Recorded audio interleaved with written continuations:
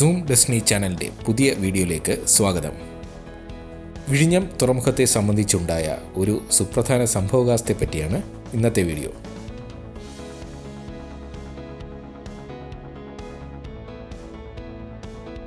തുറമുഖത്തിന് location code കിട്ടി. അതായത് കടലിലൂടെ സഞ്ചരിക്കുന്ന കപ്പലുകൾക്ക് തുറമുഖങ്ങളെ തിരിച്ചറിയാനും അവിടെ എത്താൻ യാത്ര ചെയ്യേണ്ട ദിശ മനസ്സിലാക്കാനുമാണ് പോർട്ട് ലൊക്കേഷൻ കോഡ് ഉപയോഗിക്കുന്നത്. ഇന്ത്യയിൽ ഡയറക്ടറേറ്റ് ഓഫ് സിസ്റ്റംസ് ആണ് ലൊക്കേഷൻ കോഡ് അനുവദിക്കുന്നത്. ഇത് കസ്റ്റംസ് ആക്ട് സെക്ഷൻ 8 പ്രകാരം അതാത് മേഖലയിലെ കസ്റ്റംസ് കമ്മീഷണർമാരുടെ ശുപാർശ പ്രകാരമാണ് ലൊക്കേഷൻ കോഡ് അനുവദിക്കുന്നത്.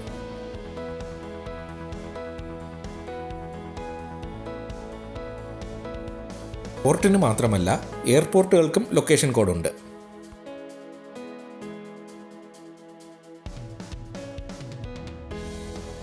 ഇമ്പോർട്ടറും എക്സ്പോർട്ടറും ഗുഡ്സ് കയറ്റുമതിക്കും ഇറക്കുമതിക്കും ഈ ലൊക്കേഷൻ കോഡുകളെ ആശ്രയിക്കുന്നു. INNYY1 എന്നാണ് ലൊക്കേഷൻ കോഡ്. ഇന്ത്യയുടെ INM, നെയ്യാറ്റിൻകരയുടെ NYY, പിന്നെ 1. അതായത് ഇന്ത്യയിൽ നെയ്യാറ്റിൻകര താലൂക്കിൽ ഒന്നാമത്തേത് എന്നാണ്.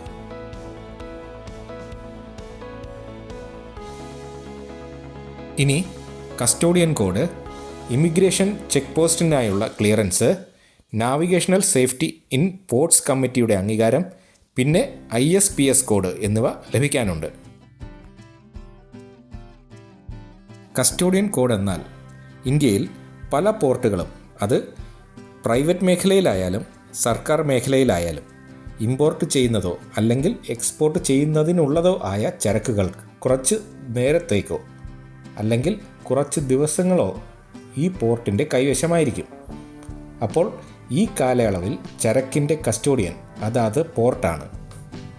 അപ്പോൾ ഈ പോർട്ടുമായി കസ്റ്റംസിനോ അല്ലെങ്കിൽ ഇമ്പോർട്ടർക്കോ എക്സ്പോർട്ടർക്കോ പോർട്ടിനെ തിരിച്ചറിയാനും കമ്മ്യൂണിക്കേറ്റ് ചെയ്യാനും ചിലപ്പോൾ ടാക്സ് അടയ്ക്കുക തുടങ്ങിയ കാര്യങ്ങൾക്കും കൂടി വേണ്ടിയുള്ളതാണ് ഈ കോഡ്. ഇത് central board of indirect taxes and കസ്റ്റംസിൻ്റെ പോർട്ടലായ ICEGATE ഐസ്ഗേറ്റ് വഴിയാണ് അനുവദിച്ച് കിട്ടുന്നത്. ഇനി ഇമിഗ്രേഷൻ ചെക്ക് പോസ്റ്റിനുള്ള ക്ലിയറൻസ്. കപ്പലുകളിൽ വിദേശത്തു നിന്നും തുറമുഖത്ത് വരുന്നവർക്ക് പരിശോധനകൾ നടത്തി ഇന്ത്യയിലേക്ക് കടത്തിവിടുന്നത് ഇമിഗ്രേഷൻ ചെക്ക് പോസ്റ്റ് വഴിയാണ്. അതായത് അനധികൃത കുടിയേറ്റവും മറ്റും തടയുന്നതും നിയന്ത്രിക്കുന്നതിനുമുള്ള ചെക്ക് പോസ്റ്റ്.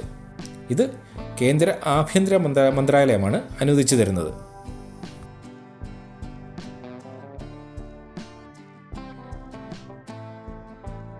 അടുത്തത് NSPC, അതായത് നാവിഗേഷണൽ സേഫ്റ്റി ഇൻ പോർട്സ് കമ്മിറ്റിയുടെ അംഗീകാരം.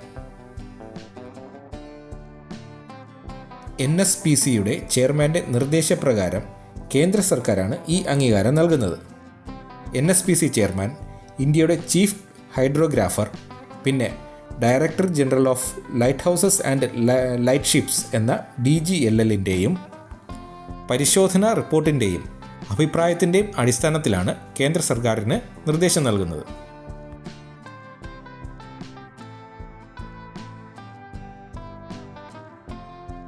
ഇത് തുറമുഖത്തിൻ്റെയും കപ്പലുകളുടെയും സുരക്ഷയുമായി ബന്ധപ്പെട്ട സുപ്രധാന അംഗീകാരമാണ്. ചീഫ് ഹൈഡ്രോഗ്രാഫർ കപ്പൽച്ചാലിൻ്റെയും ബെർത്തിൻ്റെയും അടിത്തട്ട് പരിശോധിച്ച് ആവശ്യമായ ആഴമുണ്ടെന്നും മറ്റ് തടസ്സങ്ങളൊന്നും അടിത്തട്ടിലില്ലെന്നും സർട്ടിഫൈ ചെയ്യണം.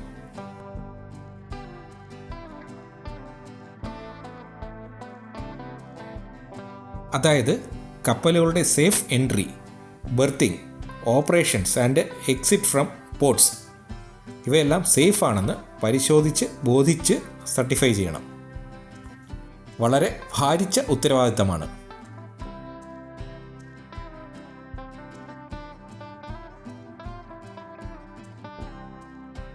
ഗവൺമെൻറ് ഓഫ് ഇന്ത്യയുടെ ഇപ്പോഴത്തെ ചീഫ് ഹൈഡ്രോഗ്രാഫർ ഇന്ത്യൻ നേവിയുടെ വൈസ് അഡ്മിറലായ ലോച്ചൻ സിംഗ് പഥാനിയ ആണ്. അദ്ദേഹം ഒരു ഹൈഡ്രോഗ്രാഫ് സ്പെഷ്യലിസ്റ്റാണ്. Director general of lighthouses and lightships government of ഇന്ത്യയുടെ മിനിസ്ട്രി ഓഫ് പോർട്സിന് കീഴിലാണ്. ഇന്ത്യൻ തീരത്ത് കടൽ മാർഗമുള്ള നാവിഗേഷന് കപ്പലുകളെ സഹായിക്കുന്നത് ഈ ഡിപ്പാർട്ട്മെൻറ്റാണ്.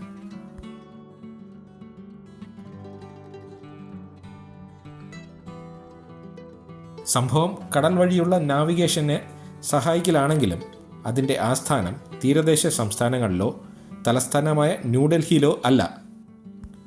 ഡൽഹിക്കടുത്തുള്ള നോയിഡയിലാണ് ഇതിൻ്റെ ആസ്ഥാനം. ശ്രീ എൻ മുരുകാനന്ദനാണ് ഇതിൻ്റെ ഇപ്പോഴത്തെ ഡയറക്ടർ ജനറൽ.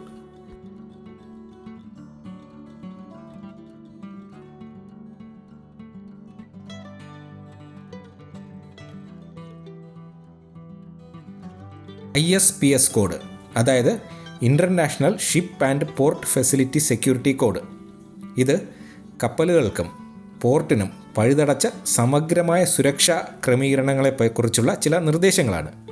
അമേരിക്കയിൽ 2001 September 11 world trade centre twin towers ആക്രമിച്ച സംഭവത്തിന് ശേഷം അതുപോലുള്ള സംഭവങ്ങൾ ആവർത്തിക്കാതിരിക്കാൻ അംഗീകരിച്ച അന്താരാഷ്ട്ര സുരക്ഷാ ക്രമീകരണങ്ങളാണ്.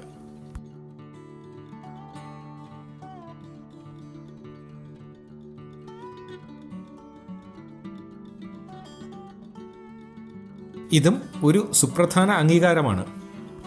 അത് പ്രകാരമുള്ള സുരക്ഷാ മാനദണ്ഡങ്ങൾ പാലിച്ചാലേ ISPS കോഡ് ലഭിക്കുകയുള്ളൂ. അതായത് അനധികൃതമായി ആയുധങ്ങളോ ഉപകരണങ്ങളോ ആളുകളോ കപ്പലിലോ പോർട്ടിലോ എത്തുന്നത് തടയുക. കപ്പലിലേക്ക് അനധികൃതമായി ആരെയും പ്രവേശിപ്പിക്കാതെ ഇരിക്കുക. അത് പോർട്ടിലായാലും അനുബന്ധ സോണുകളിലും ഈ നിയമം ബാധകമാണ്.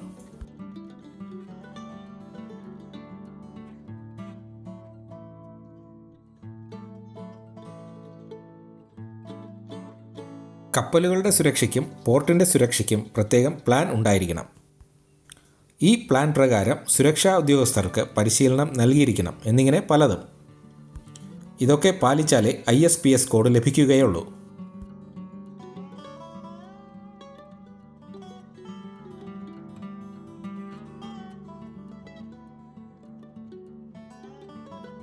ജൂലൈ 2nd വീക്കിൽ ട്രയൽ റൺ സ്റ്റാർട്ട് ചെയ്യുമെന്നാണ് അറിയാൻ കഴിഞ്ഞത്. ആദ്യം മുൻഡ്ര പോർട്ടിൽ നിന്നുള്ള കണ്ടെയ്നർ ഷിപ്പുകളായിരിക്കും ട്രയൽ റണ്ണിന് ഇവിടെ വരിക. മുൻഡ്ര പോർട്ടും അദാനി പോർട്സിൻ്റെ ആണല്ലോ.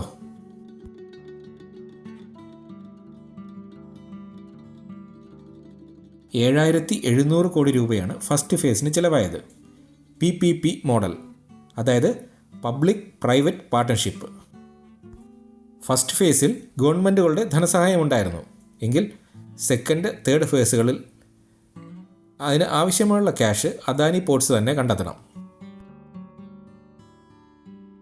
40 വർഷത്തേക്കാണ് അദാനിയുടെ നടത്തിപ്പ് കരാർ. ആവശ്യമെങ്കിൽ 20 വർഷം കൂടി നീട്ടാനുള്ള വ്യവസ്ഥയുമുണ്ട്. അത് കഴിയുമ്പോൾ സംസ്ഥാന സർക്കാരിന് സ്വന്തം. ഫസ്റ്റ് ഫേസ് കമ്മീഷൻ ചെയ്ത് കഴിയുമ്പോൾ വർഷാവർഷം 10 ലക്ഷം TEU കണ്ടെയ്നർ കൈകാര്യം ചെയ്യുക എന്നതാണ് ലക്ഷ്യം. സെക്കൻഡും തേർഡും ഫേസ് കംപ്ലീറ്റ് ചെയ്ത് കഴിയുമ്പോൾ 30 ലക്ഷം TEU കണ്ടെയ്നറാണ് ലക്ഷ്യം. TEU എന്നാൽ 20 ഫൂട്ട് ഈക്വലൻ്റ് യൂണിറ്റ് എന്നാണ്. 20 ഫീറ്റ് നീളമുള്ള കണ്ടെയ്നർ എന്നാണ് ഉദ്ദേശിക്കുന്നത്. 20 ഫീറ്റും 40 ഫീറ്റും നീളമുള്ള കണ്ടെയ്നറുകളാണ് സാധാരണയായി ഉപയോഗിക്കുന്നത്. ഫസ്റ്റ് ഫേസിൽ ബെർത്തിൻ്റെ നീളം 800 മീറ്റർ ആണെങ്കിൽ സെക്കൻഡ് ഫേസിൽ 1600, തേർഡ് ഫേസിൽ അത് 2200 മീറ്ററും ആകും. ഫസ്റ്റ് ഫേസിൽ പുള്ളിമുട്ടിൻ്റെ നീളം 3000 മീറ്ററാണ്, അതായത് 3 കിലോമീറ്റർ. അത് തേർഡ് ഫേസ് കഴിയുമ്പോൾ 4500 മീറ്റർ, അതായത് 4.5 കിലോമീറ്ററായി നീളം കൂട്ടും.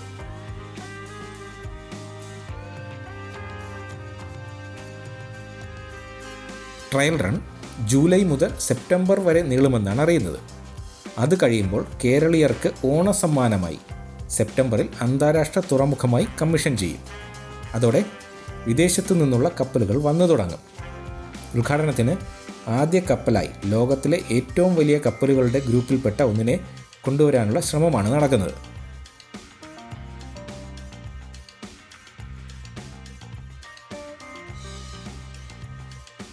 ഈ വീഡിയോ ഇവിടെ കഴിയുന്നു.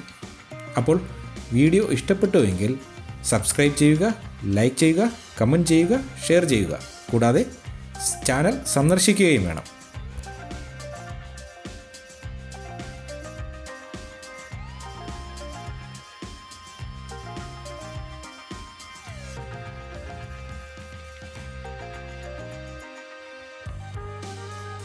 ഇതുപോലുള്ള വീഡിയോകളും യാത്രാ വീഡിയോകളുമായി ഞാൻ ഇനിയും നിങ്ങളുടെ മുന്നിൽ വരും. അതുവരേക്കും ഗുഡ് ബൈ.